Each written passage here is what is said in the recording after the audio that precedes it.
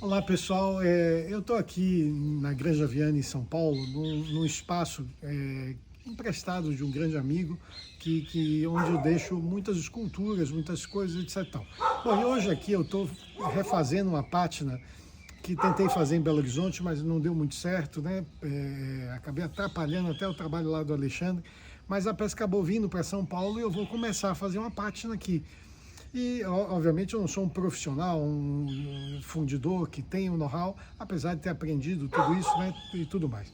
Mas, de uma forma ou de outra, achei que era uma oportunidade de mostrar um pouco para vocês aqui a história, né? Então, aqui, ó, esse aqui eu vou fazer uma pátina verde bem básica. Então, aqui você tem um nitrato de cobre, que é um pozinho bem azul, bem bonito. Eu coloquei ele, misturei ele aqui, ó. Você filmar aqui, ó, Cícero, por favor. Aqui embaixo você vai ver que tem um pozinho lá embaixo, ó. Tá derretendo ainda, né? Eu tinha um pouco feito. Eu já tinha aqui uma coisa que dura muito, isso aqui não estraga, sabe? E coloquei aqui no borrifador. Eu vou fazer uma pátina, que é uma pátina quente, né? Ou seja, eu tenho que esquentar a peça para ela chegar mais ou menos em torno de 100 graus, ela tem que evaporar logo que bate e vou esquentar a peça toda para poder fazer. Eu tirei a pátina antiga manualmente com thinner. Espero que tenha tirado toda a cera. Se der zebra, a cera não permite que o verde pegue, eu vou ter que parar e tentar limpar de algum jeito. Normalmente o Alexandre lá, ele queima a peça toda, porque aí ele garante que sai tudo, né? Mas eu tenho preguiça de fazer isso e a peça fica muito preta. Então estou tentando fazer de um jeito assim, vamos ver se dá certo, né? Bom, aqui é o seguinte, maçarico aqui, esse maçarico é um maçarico muito legal, que eu trouxe da Itália muitos anos atrás, trouxe dentro da mala, não é isso? Que ele tem aqui uma pistola, vocês vão ver como funciona. E fizemos esses dias uma adaptação muito legal, um cabo assim bem seguro, né? Esperamos que a gente possa trabalhar com segurança, porque é um pouco perigoso. Vocês vão ver aí como é que acontece, tá?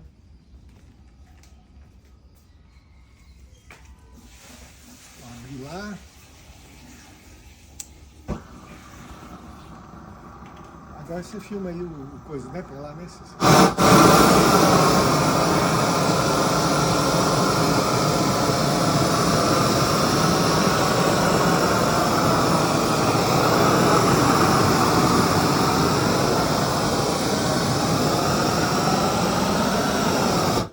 Bom, eu vou ter que fazer isso durante um tempo, até ela aquecer. Então vamos dar uma pausa aí no vídeo, depois eu volto. Então, agora eu tive que dar o braço a torcer, né? Porque eu fui tentar, não pegou, e aí queimei a peça que nem o professor Alexandre mandou, né? O professor Alexandre Silva, da Fundição São Vicente, lá de Belo Horizonte. Então ele realmente queima, eu queimei tudo, ou seja, passei bastante maçarico, teve um trabalho para depois limpar, porque fica toda preta com a crosta. Então levou aí uma meia hora para eu tentar queimar e passar. Também fiquei na dúvida, porque eu usei um produto que está aqui guardado há uns 3, 4 anos. Então, eu não sei se também a culpa não foi do produto, mas na dúvida eu já tinha esquentado, queimei.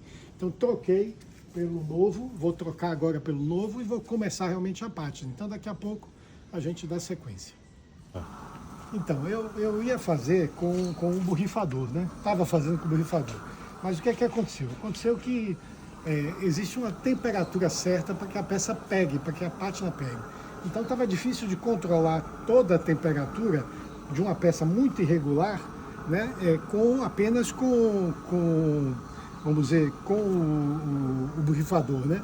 Então, se eu ficava, como a peça estava dando temperatura muito diferente uma parte da outra, a pátina não pegava. Eu tive que voltar realmente ao pincel, que eu não queria, dar mais trabalho, né? Mas aí você consegue seguir a temperatura. Então, tenta dar uma olhada, porque realmente onde a temperatura está pegando, está vindo a cor. Agora, filma daqui, ó, Cícero. Pode filmar a peça. Mais de perto, mais de perto. Então aqui, ó o barulhinho. Ainda não tá no pé, ainda.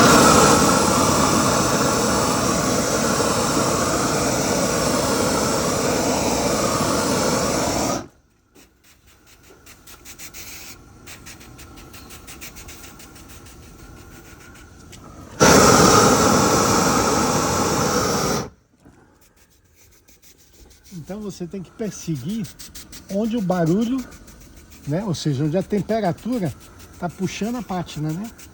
Então, ó, aqui ainda tá, aqui já está esfriando, aí não serve. Essa perna eu fiz um pouco, tenho que reesquentar ela.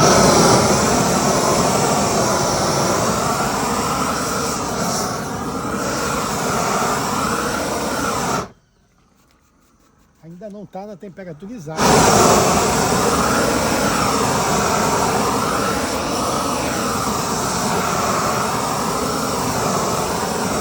Desce mais um pouco.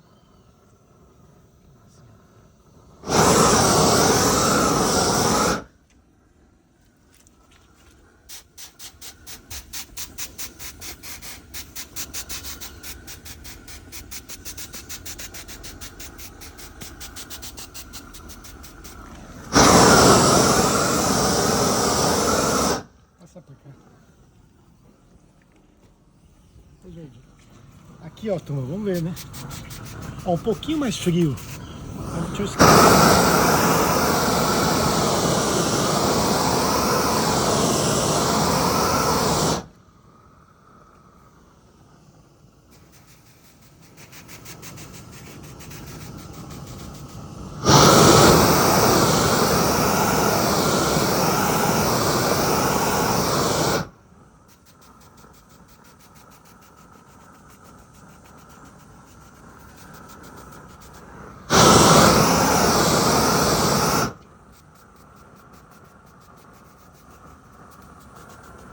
Essa cor ainda está muito clara, né?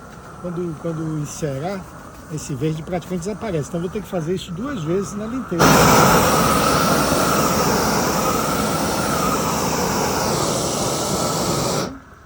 Então, esse tipo de trabalho é um trabalho longo, demorado, precisa ser feito a céu aberto. O ideal é estar com máscara. Hoje eu estou fazendo uma só, não estou usando, né? Mas o certo é usar uma máscara, né? Estou também falando, né? Então eu estou sem ela. Mas essa é uma primeira camada do verde, eu vou fazer uma segunda, na esperança de que seja o suficiente para ela chegar no tom que eu estou afim, né? Então eu vou continuar, depois eu gravo quando tiver feito o estudo, praticamente daqui a 1 hora, tá ok? Um abraço. Então, depois de 1 hora, né, brincando aqui com essa história, fiz ela, né, ou seja, fiz a frente, né? Tentei deixar mais uniforme o verde, mas surgiram várias pequenas questões que não são muito fáceis de resolver, mas que eu vou absorver. Ou seja, como é uma repátina e eu, vamos dizer assim, não comecei do zero, surgiram pequenos problemas, mas que eu vou tentar absorver no geral, ou seja, eu vou deixar elas pertencerem ao trabalho final. Vou mostrar para vocês com calma isso aqui, só um minuto. Bom, aqui se vê o aspecto geral da peça, né? Essa peça tem uma história já contada aqui algumas vezes, que foi uma encomenda, né? Uma peça encomendada num gênero assim, mais realista, né? Que eu já não fazia há algum tempo. Foi também revisitar esse tipo de coisa, também foi interessante para mim. E aqui eu passei uma pequena camada de verde na frente. Mas vamos ver aqui umas coisas interessantes, né? Primeiro que aqui aparecem as partes descascadas, que a pátina anterior simplesmente fez uma crosta e aí descascou. Eu vou ver depois com a cera o que acontece com isso, né? Também aqui no centro, ela queimou um pouco e depois eu tive que voltar, ela ficou um pouco manchada, diferente. E aqui debaixo do pescoço, me parece que tem um pouco de cera aqui perto do cabelo também. E no canto dos olhos, também me parece que tem um pouco de cera. Então eu vou esfriar, vou lavar ela. E só para vocês verem aqui de costas, então aqui ainda não fiz nada, né? Foi a parte que eu limpei. E também estão surgindo uns pequenos problemas aqui na mão, porque descascou uns pedacinhos da própria metal. Não dá para ver aqui, mas eu vou trabalhar isso depois com calma, né? Então, não creio que eu vá conseguir acabar isso rapidamente, mas vai ficar aqui esse processo também registrado, que vocês se aproximem um pouco dessa parte do trabalho, que é bem complexa também, tá ok? Então é isso, turma. Um abraço a todos e quem sabe daqui a um mês eu volto com gás aqui para resolver essa história. Então, por fim, um aspecto que eu acho legal também de comentar, que é o seguinte: peças naturais, realistas desse jeito, que eu já fiz, algumas maiores, sempre justamente eram de um porte, que era um porte muito adequado para mim, né? Essa questão do tamanho, ela é uma coisa muito, muito fundamental na criação. Às vezes a gente está trabalhando com um porte que não é exatamente o porte ideal para nossa percepção, para nossa expressão. Então, eu nunca tinha feito uma peça deste tamanho, de certa maneira, mais naturalista, não é isso? Então, para mim, por exemplo, rosto, mãos, tudo isso aí nesse tamanho é muito pequeno. Eu me sinto muito desconfortável. Acabei, por exemplo, fazendo aquelas grandes cabeças, onde eu me sentia finalmente confortável para trabalhar o lábio, os olhos, etc. Tal. Tem muita gente, o contrário, né, que gosta do pequeno, daquela coisa paciente do coisa. Eu não tenho condições de fazer isso psicologicamente. Cada pessoa tem uma psique aí que funciona de um jeito. Então, por exemplo, eu estou muito insatisfeito com essa mão, que ela é fundamental na parte da questão, ou seja, é uma figura que pede, né, para que a pessoa acalme, né, ou seja, que espere um pouco, enquanto ela traz aqui nessa outra mão um pássaro, né. Porém, como ela é muito visível, eu preciso de uma qualidade nela importante. Como eu não estou satisfeito, eu vou trazer, vou comprar, eu tenho até uma máquina que está quebrada, mas um tipo Dremel, né, e eu vou remodelar ela um pouco aqui no metal. Então também eu vou trabalhar isso, mas queria mostrar para vocês algumas peças, para vocês entenderem isso, que eu acho que é fundamental no encontro, né, da própria linguagem, né? Você entender o que é bom para você, o que é bom para você trabalhar. Então vou mostrar agora a seguir. Então, lá no fundo vocês veem a varandinha da casa, né? Que é no meio de um jardim maravilhoso, né? Então aqui tem alguns trabalhos que estão aqui guardados, né? Esse aqui é um deles que já passou por algumas exposições, né?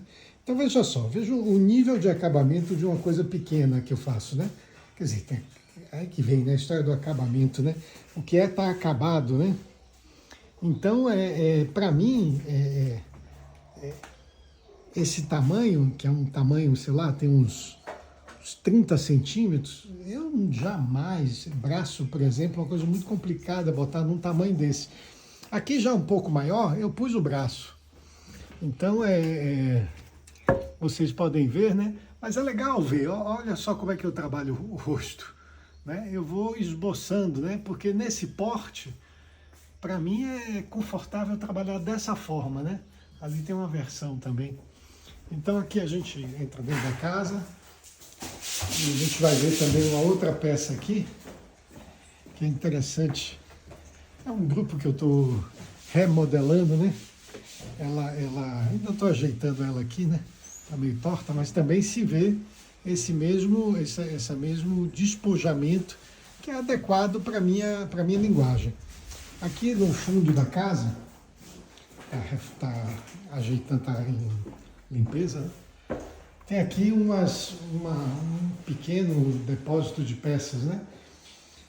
E aqui é interessante, né? Porque realmente essa linguagem, por exemplo, mais uniforme e acabada, quando é abstrata, eu me dou muito bem. Aqui é uma madeira que eu fiz há muitos anos atrás, talvez uns 20 e tantos anos atrás, quando tive aulas com Rubens Matucci, né? Então aquela peça foi um desafio.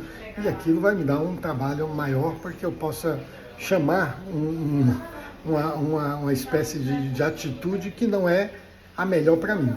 Mas o desafio está aí, vamos trabalhar. E realmente acho que mês que vem agora eu vou a Belo Horizonte, temos, né, cursos em Belo Horizonte, Salvador, Recife. Então na volta para São Paulo eu encaro de novo o trabalho lá da escultura, até ela lá me esperando.